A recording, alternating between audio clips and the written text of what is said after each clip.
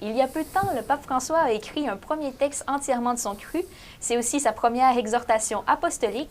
Et j'ai avec moi Daniel Laliberté, qui est théologien et agent pastoral au diocèse de Québec, et qui nous a fait la joie de lire cette exhortation apostolique pour pouvoir nous en parler. Donc, il s'agit de Gaudium, Evangelii Gaudium. Evangelii Gaudium. Donc, la joie de l'Évangile. Tout à fait. Et dans cette... D'abord, pour parler un peu du contexte, de d'où ça vient, cette exhortation-là, la première question, ce serait de dire, qu'est-ce que c'est une exhortation apostolique? OK. Une exhortation apostolique, ça vient toujours dans un contexte particulier. Ça vient à la suite d'un grand rendez-vous qu'on a dans l'Église à tous les 4 ans, qui est l'Assemblée plénière du Synode. Autrement dit, une convocation des évêques de toute la planète. Enfin, ils n'y sont pas tous, ils vont par délégation, mais un grand rassemblement d'évêques.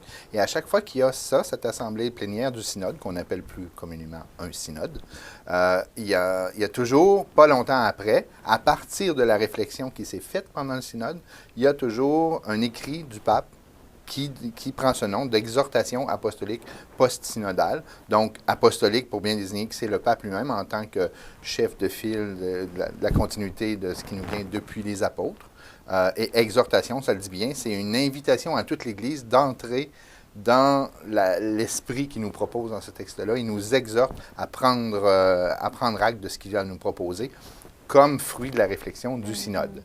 Mais il faut bien voir que c'est le fruit du synode, mais là, il a fait quelque chose d'original. C'est qu'il ne se colle pas exclusivement à ce qui s'est passé au synode et aux réflexions. Il en a profité, puisque, comme tu l'as dit, Valérie, c'était son premier texte de son cru. Il en a profité pour le mettre à sa plume. Ça se sent vraiment dans la façon dont c'est écrit. C'est très intéressant de voir comment il nous donne les grandes lignes, ses intuitions les plus importantes, les plus intéressantes là-dedans. Là, c'est un peu particulier parce que le synode avait lieu à l'automne 2012. 2012, oui. Donc, avant que le pape François devienne pape. Mais il a pu quand même reprendre les travaux et s'en inspirer. Oui, d'ailleurs, ce n'est pas la première fois que ça arrive. On peut penser, par exemple, moi, une exhortation apostolique qui est très importante pour mon travail en catéchèse, qui s'appelle Catechesi Tradendae. C'est Jean-Paul II qui l'avait écrit. C'était son premier grand texte, lui aussi, Jean-Paul II.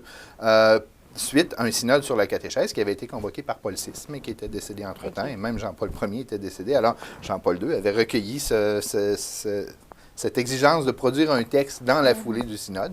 Mais ces textes-là deviennent des textes très importants. Je viens de parler de Catechesi Tradendae, qui a fini par conduire à la rédaction du directoire général pour la catéchèse. C'est un texte très important dans la vie de l'Église. Des fois, ça prend du temps. Je pense, par exemple, on parle beaucoup depuis quelques années de Evangelii Nuntiandi, qui est un texte sur l'évangélisation écrit par Paul VI, suite au synode, qui était celui justement avant, celui sur la catéchèse. Il y avait lieu en 1974, un synode sur l'évangélisation. Et Paul VI avait écrit Evangelii Nuntiandi comme exhortation apostolique dans la foulée. Et aujourd'hui, on parle beaucoup d'Evangelii Nuntiandi. Des fois, ça prend un peu de temps, mais on voit que ces textes finissent par s'enraciner et contribuer à une prise de conscience importante. Et là, on sent un bel écho entre Evangelii Nuntiandi et le texte qui vient de paraître. Là, c'est certain que historiquement, ça va rester le premier texte du pape François. Ouais. Et puis, Evangelii Gaudium, est-ce que, justement, dans cette joie de l'Évangile, on peut voir qui est le pape François? Ah, tout à fait. On sent vraiment, dans les quelques accents, parce qu'il parle de beaucoup de choses, étant donné qu'il recueille les fruits de la réflexion du synode, il aborde beaucoup de thèmes. Mais il y en a dont on sent qu'il les aborde parce qu'il est naturel qu'il en parle dans la foulée du synode, mais il y a certains thèmes sur lesquels il décide de son propre cru d'insister beaucoup. Et on sent sa personnalité à travers ça, quand on suit un petit peu le ton de ses prises de parole depuis qu'il a été élu pape, et ses insistances pastorales, on se rend compte que dans ce texte-là, il a vraiment voulu insister sur certains thèmes qui lui sont très chers. Par exemple, le titre le dit, Evangelii Gaudium, la joie de l'Évangile. La joie. La joie, mais la joie comme thème général de la vie chrétienne, mais la joie d'être en relation avec le Christ.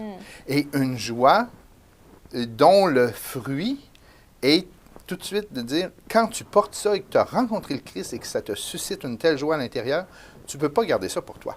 Donc, la joie de l'Évangile devient la joie de l'annonce de l'Évangile, la joie de l'évangélisation. Alors, ça, pour lui, c'est très, très important. Et il va même prendre des expressions à un moment donné.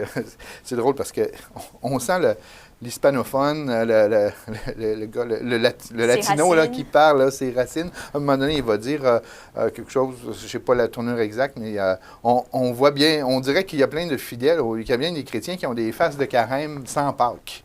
Et ça, c'est une tournure très populaire pour dire comment ça se fait que, comme chrétien, on n'est pas plus habité par la joie d'être en relation avec le Christ. Puisque Pâques est plus important que le carême. C'est la résurrection, c'est là qu'est l'essentiel. Donc, la joie, je pense qu'on caractérisait déjà le pape François comme un pape de joie.